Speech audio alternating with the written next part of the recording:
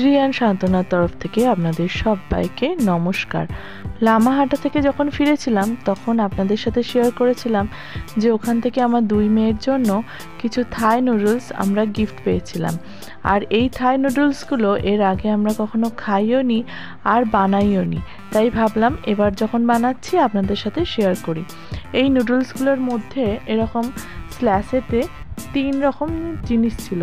একটা হলো থাই sea food আর dehydrated vegetables, আর এখানে ছিল একটা সিজনিং, আর ছিল একটা পেপরিকা অয়েল।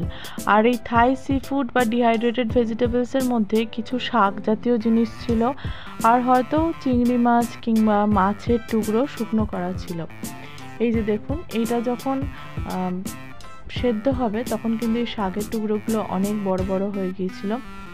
আর এর মধ্যে আমি জল গরম করতে দিয়ে তারপর নুডলসটা দিয়ে তারপর সব কিছুই দিয়ে দিয়েছিলাম। আর তারপর সেদ্ধ হয়ে যাওয়ার পর মনে হয়েছিল নুনটা একটু কম লাগছে, তাই জন্য একটু নুন দিয়েছিলাম। ব্যাস, আর কিছুই দিতে লাগেনি। আর এটা যতক্ষণে হচ্ছে ততক্ষণে আপনাদের সাথে শেয়ার করি কিছু ভিডিও। শ্রী যখন খুবই ছোট ছিল তখন আমি ওর কিছু কিছু ভিডিও বানিয়ে রাখতাম, তবে তখন তো ভাবিনি যে ইউটিউবে ওই ভিডিওগুলো দেবো, সেই জন্য আলোটা হয়তো খুব ভালো নেই কিংবা ভিডিও কোয়ালিটিও খুব ভালো না, কিন্তু তবুও ভাবলাম আজকে আপনাদের সাথে শেয়ার করি। এই ভিডিওগুলো আমি বানাতাম কারণ শ্রী ভীষণ দুষ্টু ছিল, আর ওকে শান্তভাবে এক জায়গায় বসিয়ে না রাখলে আমি কোনো কাজই করতে পারতাম না। সেই জন্য ওকে দিয়ে আমি বিভিন্ন কাজ করাতাম, যেমন একটু আটা দিয়ে বলতাম রুটি বেল, আবার কখনো এলাচ নিয়ে শিলে বাটতে বসতো, কখনো আমি ওকে কড়াইশুঁটিও ছাড়াতে দিতাম, কখনো বা বাসন গোছাতে দিতাম, এই সমস্ত কাজ।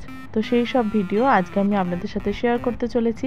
আর এই ভিডিওগুলো করে রাখতাম যাতে ওর বাবা যখন অফিস থেকে আসবে তখন ওকে দেখাবো বলে, কিংবা তখন তো আমরা মুর্শিদাবাদে থাকতাম, তাই যখন বাড়ি ফিরবো তখন বাড়ির লোকেদের ওটা দেখাবো বলে। আর এই ভিডিওগুলো দেখতে সবার বেশ ভালোই লাগতো। তাহলে দেখতে থাকুন বাকি ভিডিওটা। আর এইরকম নতুন নতুন ভিডিও দেখার জন্য শ্রী অ্যান্ড শান্তনা সাবস্ক্রাইব করে আমাদের পাশে থাকবেন। সাবস্ক্রাইব করার পর পাশে থাকা বেল বাটন অবশ্যই প্রেস করে রাখবেন, তাহলে আমার আপলোড করা ভিডিও কিংবা রেসিপি নোটিফিকেশনস আপনারা প্রথমেই পেয়ে যাবেন।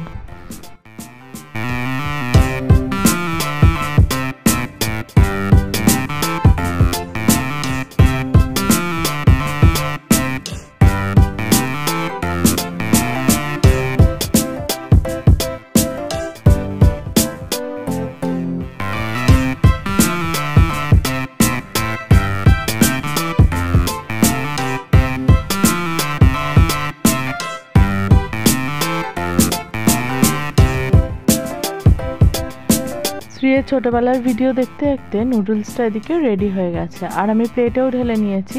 তবে কি জানেন তো, নুডলসটা বানানোর সময় আমি কিন্তু 2টো সিজনিং ব্যবহার করিনি, মানে 2টো প্যাকেটের মধ্যে 2টো সিজনিং ছিল, 2টো পেপরিকা অয়েল ছিল, আর 2টো ডিহাইড্রেটেড ভেজিটেবলস ছিল। ভেজিটেবলসটা 2টোই দিয়েছি, কিন্তু সিজনিং আর পেপরিকা অয়েলটা আমি একটা করে দিয়েছি, তাই হয়তো নুডলসটা একটু ফ্যাকাশে দেখতে লাগছে, তবে খেতে কিন্তু খুব খারাপ হয়নি। আর এই যে গোল গোল মতো দেখতে পাচ্ছেন, এটা কিন্তু ওই ডিহাইড্রেটেড মাছের টুকরোগুলো।